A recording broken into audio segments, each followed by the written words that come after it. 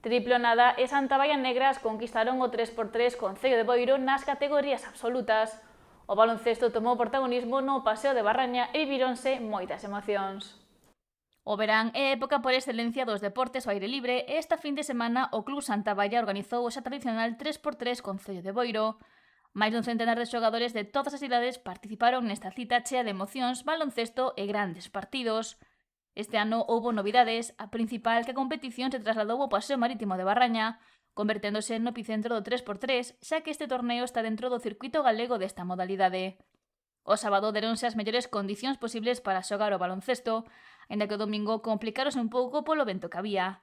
Pero isto non impediu que se desfrutara do 3x3 e se viviran grandes encontros. Como é habitual, disputáronse diferentes categorías, a sub-15, a sub-17 e as absolutas. No señor feminino, o triunfo foi para o Santa Baia Negras, que se impuxeron na final o Santa Baia Rosas. No masculino, venceu triple o nada, logo de superar o Pereira Energía.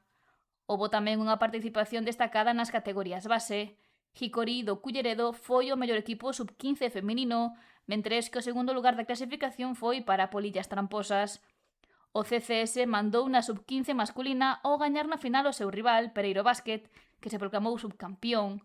Tamén houbo competición na sub-17 masculina con triunfo para o Gaba Energía e con Daquí da Ría do Club Baloncesto Rianxo como o segundo clasificado.